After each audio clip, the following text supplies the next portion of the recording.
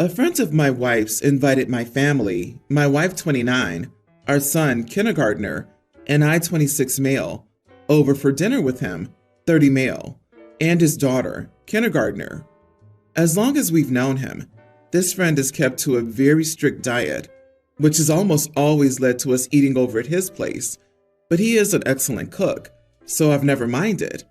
We have not, however, seen him since both of our children were infants. For dinner, we were served salmon with quinoa and arugula. My son is very mild for a child his age. He rarely throws tantrums and is the opposite of a picky eater, but I could tell from how he acted that he wasn't vibing with this meal.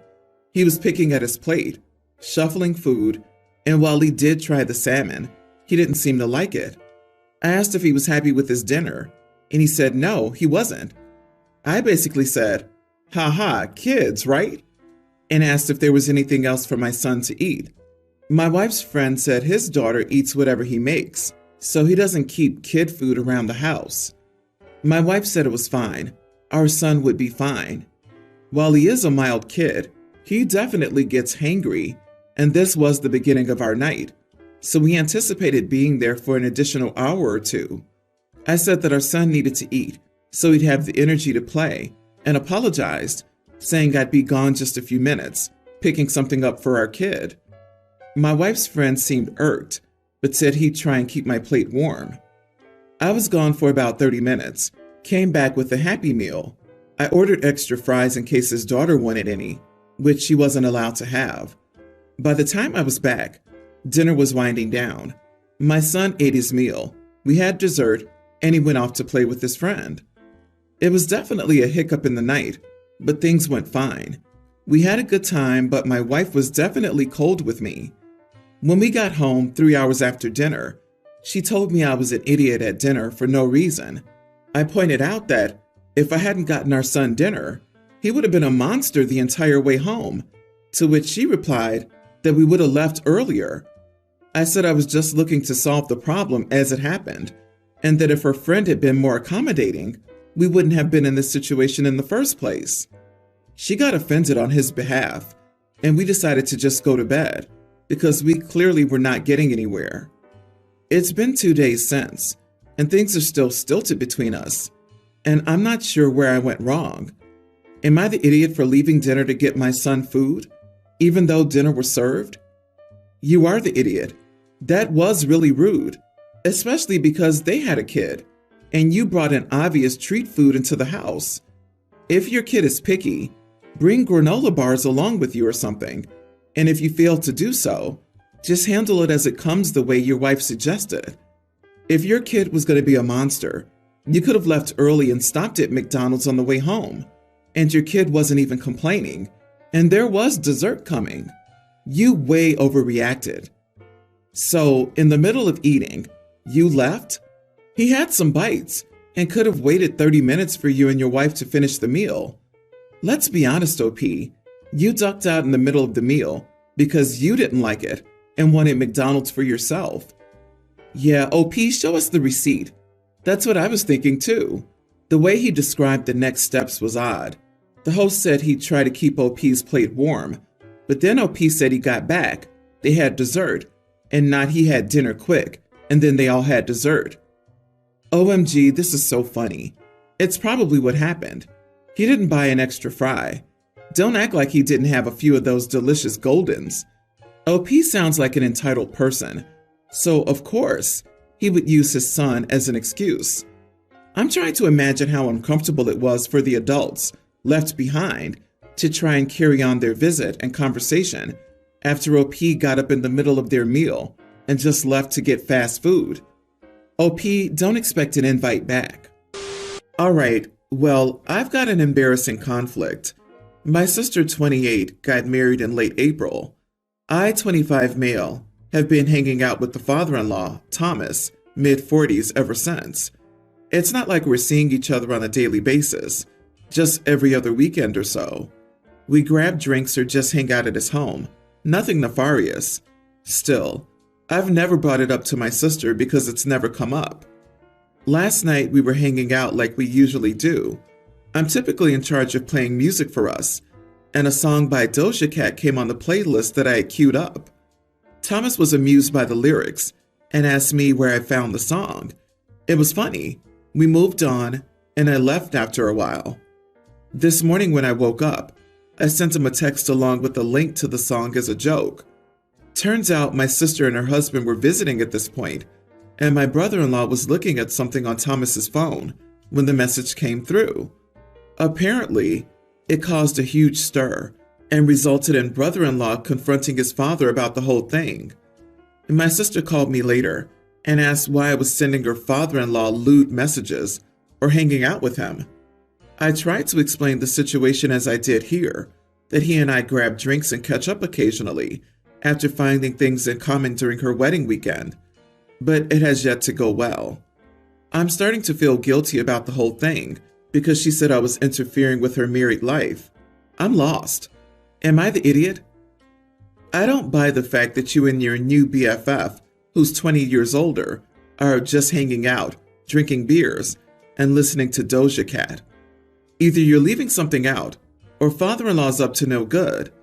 It's not unusual to have friends of different ages, but you're literally a generation apart. Your sister's right to be suspicious. I'm definitely going with you are the idiot route. Even if your father-in-law is single, this friendship is completely inappropriate for both parties involved. I disagree. I'm friends with my mate's dad. He's 20-something years older, but I've always just seen him as one of the boys. When we hang out, it's just like hanging with anyone else, really.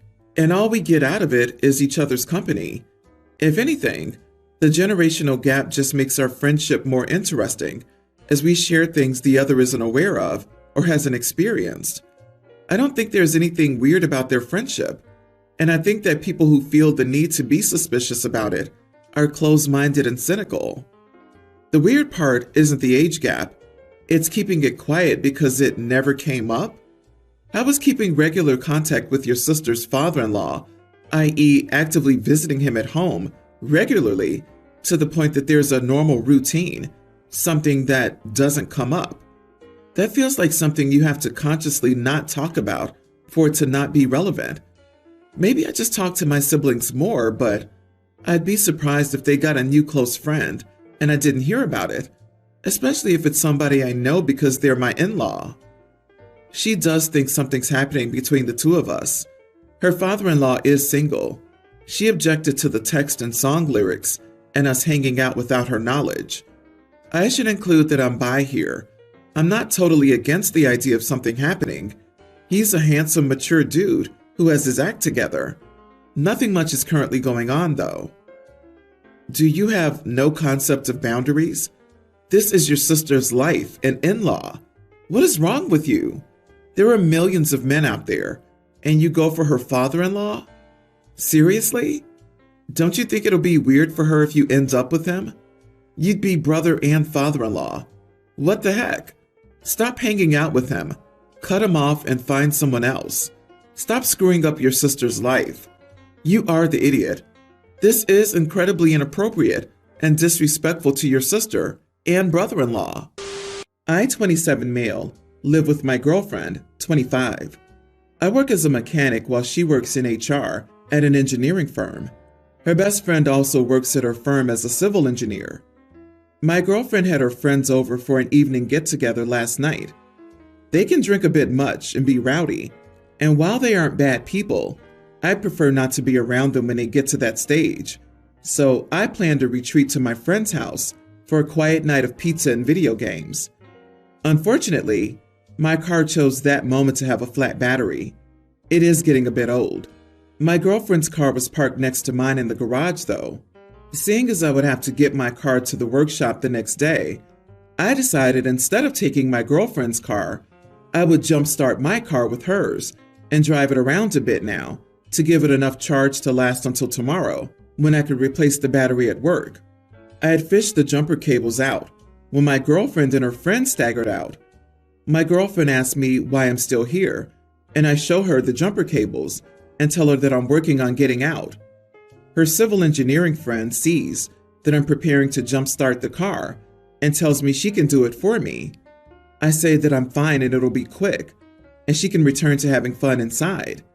She doesn't take no for an answer and grabs the cables. I protest, but her friends gang up and ask if I think she doesn't know. The friend connects everything up and gets in my girlfriend's car and is about to start it when I see that she's connected the black cable to the negative terminal of my dead car instead of a metal ground part of my car. I shout at her to stop and quickly snatch the key away to prevent her from starting the car and an explosion. I start yelling at my girlfriend and her friends and tell them to get lost back inside the house and not blow up my car. I also tell them that they're banned from ever getting in, touching, or riding my girlfriend's car. They're angry, but go back inside, muttering about how I'm a massive idiot. Not the idiot, but I think you overreacted to some intoxicated chicks who aren't thinking straight. It's okay to have a minor meltdown, but I don't think you can permaban them from using your girlfriend's car for real. Also, that's not your car. It's hers. You don't own it, or her. So it's her decision to make. Wait, are you saying a person who's been drinking heavily has the right to decide if they can get into their own car?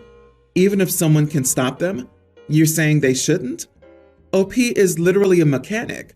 But yes, you know better. No intoxicated person should have any car keys in their hands, period. I think when we're talking about people clearly intoxicated and enough electricity in those cables to kill someone, OP reacted appropriately to being swarmed and having an intoxicated person hooking up electrical connections, causing an explosion. I'm sure we'd all be asking OP why he didn't kick them out had it ended with the friend being hurt in front of all of them. This was purely a prove women could do what men could do moment and nothing else. Relax, it wouldn't cause an explosion. In 30 years, I've never had a battery explode because I connected the black cable to the negative lead on a battery, and I've jump-started a lot of cars. My most recent jump start was 2 days ago, red to positive, black to negative on both batteries. Nothing exploded. Again, you overreacted and then set rules for someone else's property. You are the idiot and a crappy mechanic if you think that's what causes batteries to explode.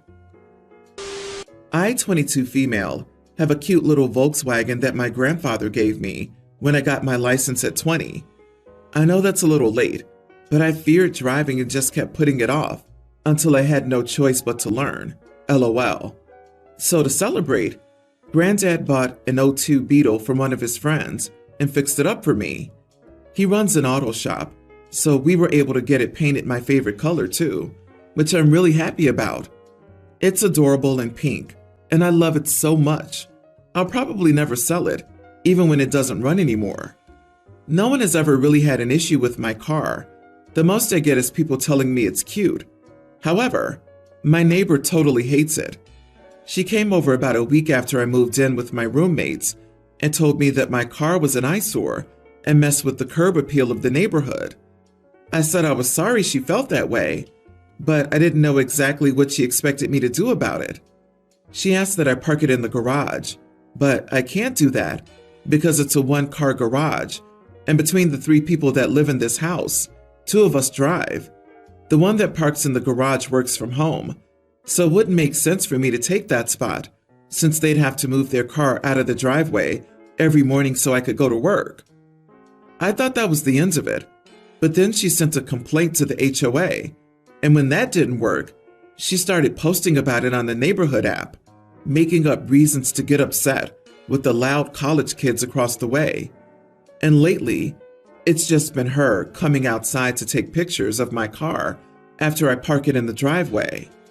When I catch her doing it, I press the key fob so the horn honks. The first few times it scared her, but now it makes her angry enough to make her storm back into her house. I did it again today when I got home from work and saw her. She ended up leaving a note in our mailbox saying that I was being childish and disruptive. She was going to report me for targeted harassment. I'm not too worried about that last part, LOL, but my roommates think that I may have made it worse by honking the horn, and since she's not really bothering me by taking the pictures, I'm being a little childish in my response. Is it an eyesore? because it's a color she doesn't like? That's so ridiculous.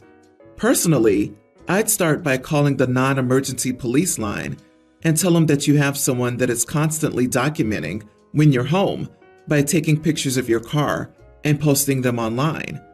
You don't know their intent, and you're scared for yourself, your property, and your roommates. It'll have the cops talking to her once, and maybe she'll stop. Also, not the idiot. It makes me laugh at how hypocritical these people often are. She wants to report OP for targeted harassment when she's been harassing OP for ages. What goes through these people's brains? OP, put a security camera on your car and throw some trackers in it.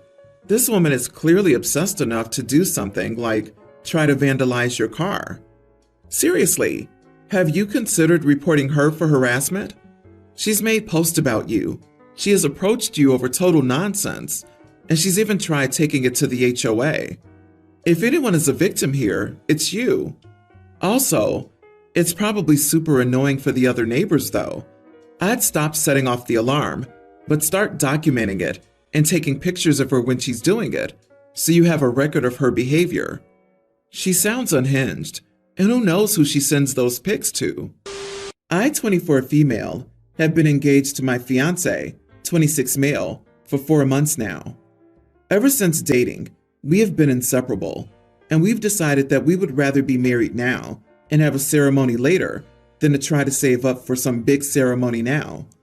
That being said, we had settled on a simple courthouse wedding. I'm a very sentimental, family-oriented person. However, my family lives out of state, but my fiance's family lives down the street from us. Originally, when I agreed to a quick courthouse ceremony, we had decided to keep it secret from family so that nobody's feelings would be hurt from not being at the ceremony. We both have large extended families, but now he's decided that he wants to tell his family about the ceremony so they can be there. The problem is that my family would not be able to attend, and he knows how important it would be to me for my family to attend the wedding ceremony. I feel like it's unfair to have only one side of the family in attendance when the other side can't be there. I'm unsure if I'm feeling this way, but I can't help feeling jealous and upset. I had expressed these feelings, but he just brushed them off and told me I was being unfair. But if I had known he had intended to invite his family after all, I would have wanted to wait until we could afford a whole ceremony so both sides could be in attendance. I feel like maybe I'm acting like a brat, but I can't tell anyone. That being said, am I the idiot for not wanting my fiance's family at our wedding? I had expressed these feelings, but he just brushed them off. This isn't encouraging. Communication is one of the pillars upon which a successful relationship is built. Without it, the relationship will be on shaky ground, if not outright collapse. Are you sure you want to jump into marriage so quick? I don't understand the rush to get married. Darling, this is what your life will be like from here forward. He thinks his family's feelings are more important than you, the bride. That's messed up of him to switch up on such short notice, knowing your family can't be there. Honestly, he knows what he's doing, and it's selfish. Nasty of him to brush your very valid feelings off too. You'll regret allowing this to happen, OP. This is almost exactly what happened with our wedding. We were meant to elope privately here in his country, and then have the receptions later in both our respective countries that all our family and friends could attend. I ended up caving when he decided to invite his family. My parents did fly over from the US to Australia last minute for the wedding, but none of my other family or friends were there. Everyone pretty much insulted or ignored my parents and me on my wedding day in favor of making a speech about my husband and talking amongst themselves about their own family. Then the global issue happened, and I never got my reception. My ex-husband thought I should be over it, which really doesn't justify why he absolutely had to have his family at our wedding when he knew it would be impossible for most of my side to fly such a long distance at last minute.